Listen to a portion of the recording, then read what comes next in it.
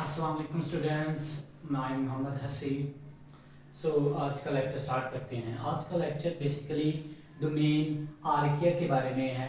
पिछले लेक्चर में हमने डिस्कस किया था कि आर्किया का और थ्री किंगडम क्लासिफिकेशन का इंट्रोडक्शन स्टार्ट किया था। तो आज हम स्टार्ट करेंगे कि क्यों आर्किया यूनिक है दूसरे किंगडम से, दूसरे बैक्टीरिया डोमेन और यूकैरिया डोमेन से क्यों डिफरेंट है। आइए देखते हैं। सबसे पहले सेल मेम्ब्रेन का डिफरेंस। ठीक है, आर्किया की सेल मेम्ब्रेन में जैसे कि आप देख सकते हैं ये फॉस्फेट ग्रुप है। ठीक है, इसके बाद ये ग्लिसरॉल ग्रुप है। Glycerol group basically 3 hydroxyl group इसके साथ अटैच होते हैं। ठीक है, तो इसका ये स्ट्रक्चर बन जाता है। ठीक है, इसके अलावा ये ईथर लिंकेज। ठीक है, ईथर का बेसिकली फंक्शनल फार्मूला होता है बेटा R O और नॉट। ठीक है, ये R कोई भी कार्बन चेन हो सकती है, यहाँ पर अराइल ग्रुप हो सकता है। ठीक है, यहाँ पे ये आ गया, यहाँ पे ये कार्बन चेन आ गई, यहाँ पे ये कार्बन चेन आ गई। ठीक है, ये ईथर का फंक्शन मुकम्मल। तो ये क्या हो गया, ईथर लिंकेज। उसके बाद अगली चेन क्या है, fatty acid chain. Fatty acid का बेटा फंक्शनल फार्मूला ये होता है कि यहाँ पे आर ग्रुप या कोई दूसरा कार्बन ग्रुप या कोई भी दूसरा ग्रुप जुड़ा होता है, इसके साथ यहाँ पे हाइड्रोक्सिल कार्बोक्सिल ग्रुप जुड़ा होता है। ठीक है, ये फैटी एसिड का फंक्शनल ग्रुप है। तो ईथर लिंकेज के जरिए फैटी एसिड और ग्लिसरॉल एक दूसरे के साथ जुड़े होते हैं और साथ फास्फेट ग्रुप जो है वो ग्लिसरॉल के साथ जुड़ता है। ये सारा स्ट्रक्चर मिलके लिपिड का स्ट्रक्चर बनता है आर्किया में। ठीक है, तो आर्किया में क्या होता है, ये fatty acid glycerol ether linkage के जरिए जुड़े होते हैं, लेकिन ये ब्रांच चेन होती है। ठीक है, ब्रांच चेन से फायदा क्या होता है कि वो मेम्ब्रेन जो है ना वो क्रिस्टलाइजेशन का बायस नहीं बनते, कंप्रेस नहीं होती, पैकिंग नहीं होती, जिसकी वजह से ये क्या करते हैं कि हीट या एक्सट्रीम कोल्ड या एक्सट्रीम हीट जो है वो इन चीजों को डैमेज नहीं कर पाती। ठीक है, उसकी वजह से ये क्या करते हैं, more resistance in extreme conditions. लेकिन बैक्टीरिया और आर्किया का थोड़ा सा डिफरेंट है। क्या डिफरेंट है, यहाँ पे फॉस्फेट ग्रुप सेम ऊपर वाला, यहाँ पे ग्लिसरॉल, लेकिन यहाँ पे एस्टर लिंकेज आ गई है। ठीक है, आगे अनब्रांच चेन है, मतलब उसकी कोई ब्रांच नहीं है। ठीक है, पैकिंग हो सकती है, क्रिस्टलाइजेशन हो सकती है आसानी से। ठीक है, तो एस्टर का बेसिकली फार्मूला होता है फंक्शनल ग्रुप इस तरह RCOOR। ठीक है, ये हो गया RCCO हो गया। ठीक है, ये R कार्बन चेन है, ये भी R, ये भी कार्बन चेन है। तो ये एस्टर लिंकेज मुकम्मल होगी, उसका फंक्शन ग्रुप जस्टिफाई हो गया। उसके बगैर क्या हो, उसके बाद क्या हो कि अनब्रांच चेन फैटी एसिड और ग्लिसरॉल ये मिला के कौन सी मेम्ब्रेन का स्ट्रक्चर बन गया, बैक्टीरिया एंड यूकैरिया का। ठीक है, इसकी वजह से क्योंकि ये अनब्रांच है तो ये ज्यादा जो है ना वो इसकी प्रॉपर्टीज डिफरेंट हो जाती है। ठीक है, बैक्टीरिया की और यूकैरिया की एक्सट्रीम कंडीशंस को लेके। उसके बाद दूसरा है सेल वॉल कंपोजिशन।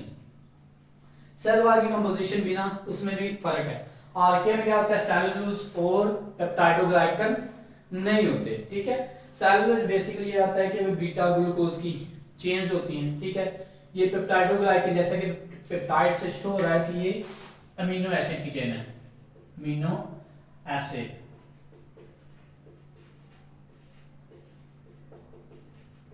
और ग्लाइकन से क्या बना रहा है, ग्लूकोज।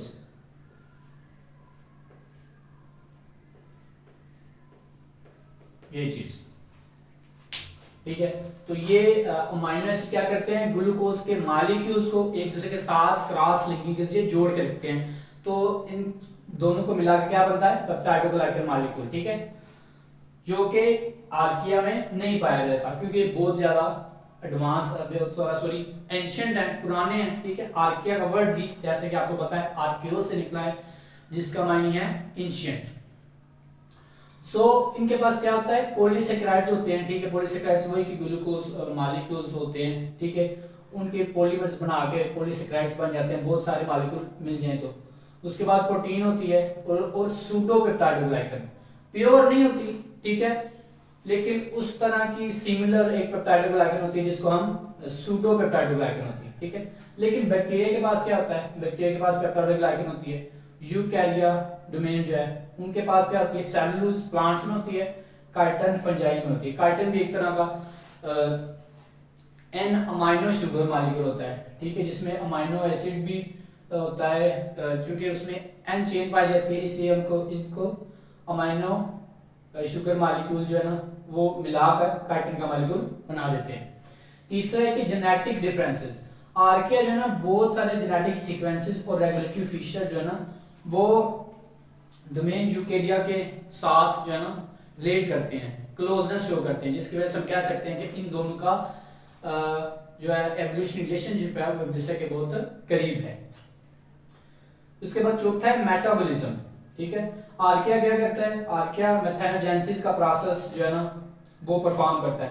मेथेनोजेनेसिस क्या होता है, production of methane, exactly methane होता है एज ए बाई प्रोडक्ट, ठीक है, जो कि मीथेन को फिर हम गाड़ियों में, फ्यूल्स में, घरों में, कुकिंग में फ्यूल के तौर पर इस्तेमाल करते हैं, ठीक है। उसके बाद बैक्टीरिया क्या करते हैं, बैक्टीरिया में तो प्रोसेस डिफरेंट है, ठीक है, जैसे कि फोटोसिंथेसिस होता है, आपको भी पता है फोटोसिंथेसिस कार्बन डाइऑक्साइड और पानी की को मिलाकर क्लोरोफिल की मौजूदगी में, सनलाइट की भी मौजूदगी में हम क्या बनाते हैं, मॉलिक्यूल्स बनाते हैं, ठीक है, राख तैयार करते हैं और ग्लूकोज बनाते हैं और साथ हम वाटर रिलीज करते हैं। नाइट्रोजन फिक्सेशन, नाइट्रोजन गैस को अमोनिया मॉलिक्यूल्स में कन्वर्ट करने के अमल को हम नाइट्रोजन फिक्सेशन कहते हैं, ठीक है। ये चीज कि नाइट्रोजन गैस है इसको हमने कर दिया अमोनिया में, ठीक है, ये है नाइट्रोजन फिक्सेशन। उसके बाद है फर्मेंटेशन, सॉरी ये स्पेलिंग मैंने गलत लिख दी है, एटीबी आएगा, फर्मेंटेशन। फर्मेंटेशन क्या होता है कि ऑक्सीजन की गैर मौजूदगी में, एन एरोबिक प्रोसेस है ये, ऑक्सीजन की गैर मौजूदगी में हम कॉम्प्लेक्स मॉलिक्यूल्स को तोड़ते हैं, ठीक है, सिंपल मॉलिक्यूल्स में कन्वर्ट करते हैं।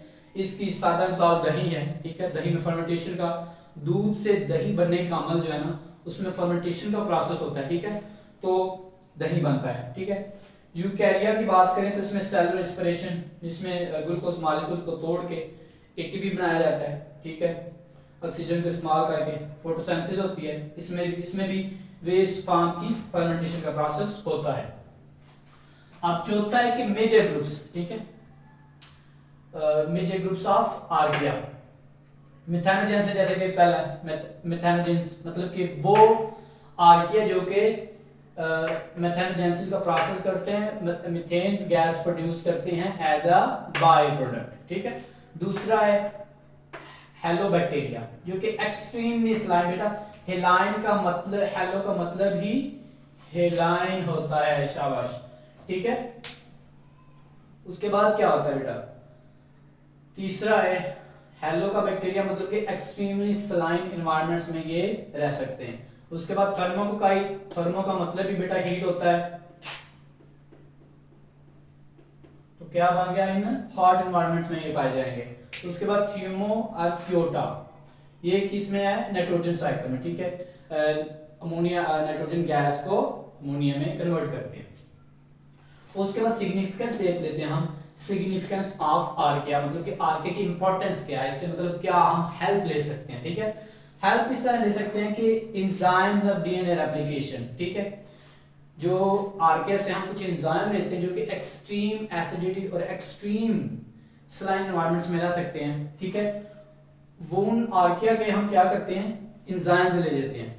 एंजाइम की हम क्या करते हैं, वो कौन से एंजाइम लेते हैं, डीएनए रेप्लिकेशन के, ठीक है, डीएनए एप्लीकेशंस के एंजाइम लेके हम क्या करते हैं, इसके नतीजे में हम लैब में लेके जाते हैं, तो उसकी वजह से क्या होता है, उनको कोई भी कंडीशन दे जो, एक्सट्रीम कंडीशन, हाई टेम्परेचर भी दे जो, वहां पर भी काम करेंगे, तो इससे क्या होगा, rapid replication of DNA, allows rapid cloning of DNA.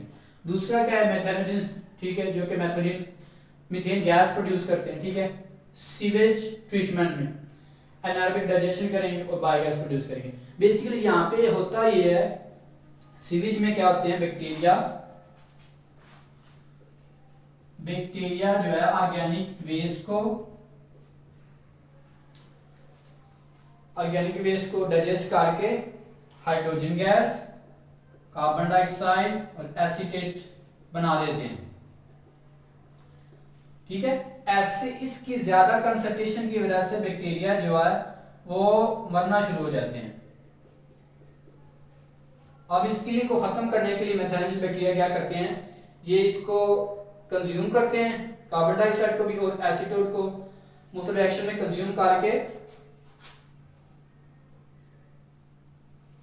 ये किल कर देते हैं इनको, ठीक है। तो क्या करते हैं, इनको कन्वर्ट किस में कर देते हैं बेटा, मीथेन गैस में, ठीक है। फिर वो कुकिंग के लिए इस्तेमाल हो सकती है। उसके बाद है एसिडोफिलिक आर्किया। ये क्या करते हैं कि मेटल से ओर से हम मेटल्स को अलग करने के लिए इस्तेमाल करते हैं, ठीक है। एसिडोफिलिक बैक्टीरिया जो कि एसिडिक इन्वायरमेंट में रह सकते हैं, ठीक है, जिनकी pH 7 से कम होती है। तो ये क्या करते हैं, ओर से गोल्ड, कोबाल्ट, कॉपर वगैरह को अलग करने के लिए इस्तेमाल होता है, ठीक है। इसमें भी कॉम्प्लेक्स रिएक्शंस हैं, वो केमिस्ट्री के लेक्चर में हम देख लेंगे। उसके आगे के इंटेस्टिनल गैस जो है वो भी किसका नतीजा है, वो भी मेथनोजेन के मेटाबॉलिज्म का नतीजा है कि जिसके नतीजे में इंटेस्टिनल गैस रिड्यूस होती है। सो आज का टॉपिक इतना ही था। अगर आपको कोई भी क्वेश्चन है तो आप नीचे कमेंट सेक्शन में पूछ सकते हैं। इसके अलावा आज का हम और लेसन भी देख लेते हैं। बेटा ये ग्रुप है 48 लॉज ऑफ पावर। इसका पहला लॉ बिल्कुल फ्रंट पे आप देखें तो क्या कहता है कि नेवर आउटशाइन योर मास्टर। अपने मास्टर्स को, अपने सुपीरियर्स को या अपने बड़े उम्र के लोगों को कभी भी आपने नीचा फील नहीं करवाना। या कोई आपका बॉस है या उनको कोई चमचा है तो उनको कभी भी आपने सुपीरियर फील नहीं करवाना, ठीक है। ऐसा ना कि आप मेहनत करते रहे और मेहनत करने के चक्कर में आप इम्प्रेस करते जाएं तो वो डर जाएं कि यार ये बंदा तो मेरे से भी आगे निकल जाएगा, तो that will lead to insecurity, ठीक है। तो इसका फिर इन चाइयां चुनने की बजाय उसका उलट हो जाएगा। सो हमेशा याद रखिएगा कि रॉबर्ट ग्रीन जो कि 48 लॉज ऑफ पावर के ऑथर है, वो कहते हैं कि never outshine your master, try to respect your elders, your seniors, right, so that you don't get failures. Okay, that's it. आज के लिए इतना ही था। Thank you so much. अल्लाह हाफिज़।